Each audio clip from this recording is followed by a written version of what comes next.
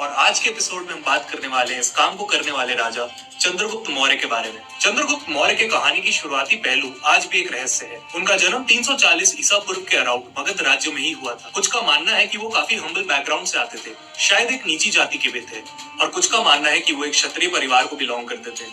लेकिन इस बात पर सबकी सहमति है कि उनकी लाइफ का टर्निंग पॉइंट आया जब उनकी मुलाकात हुई चाणक्य से। चाणक्य, जिन्हें हम कौटिल्य के नाम से भी जानते हैं, एंशिएंट इंडिया के वो पॉलिटिकल मास्टरमाइंड है जो अर्थशास्त्र के लेखक के रूप में आज भी प्रसिद्ध है। चाणक्य का जन्म एक ब्राह्मण परिवार में हुआ था। उनकी पढ़ाई तक्षशिला में हुई। काम की तलाश में वो मगध राज्य की राजधानी पाटलिपुत्र गए, राजा धनानंद के दरबार में। किस्सों की माने तो भरे दरबार में धनानंद ने चाणक्य का अपमान किया। चाणक्य ने उसी समय नंद वंश के विनाश की कसम खाई और इस काम में उनका साथ दिया चंद्रगुप्त मौर्य ने। चाणक्य के मार्गदर्शन में चंद्रगुप्त मौर्य ने पहले मगध राज्य की सीमाओं पर कब्जा किया।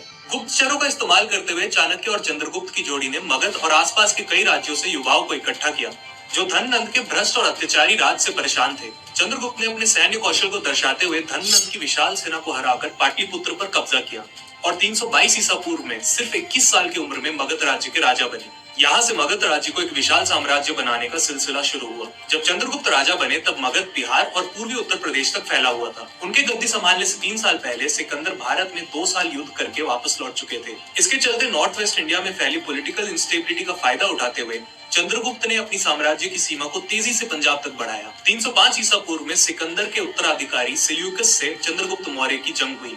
इसमें सिल्यूकस को चंद्रगुप्त की सेना से हार का सामना करना पड़ा। सिल्यूकस और चंद्रगुप्त के बीच शांति संधि के तहत सिंधु घाटी और गांधार के क्षेत्र मौर्य साम्राज्य का हिस्सा बन गए और चंद्रगुप्त ने सिल्यूकस को 500 ऐसे हाथी दिए जो युद्ध के लिए ट्रेंड थे।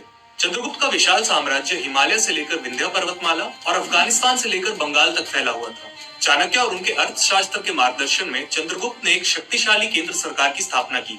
टैक्स के कलेक्शन, लॉ एंड ऑर्डर के मेंटेनेंस और लोक निर्माण के कार्य के लिए कई ऑफिशियल्स अपॉइंट किए।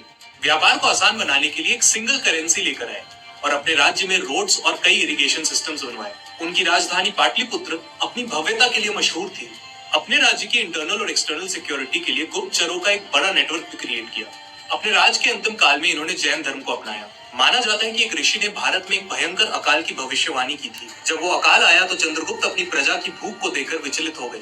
297 ईसा पूर्व में उन्होंने अपनी गद्दी अपने बेटे बिंदुसार को सौंप दी और कर्नाटका के श्रवणबेलगोला में उपवास करते हुए अपने जीवन को समाप्त किया।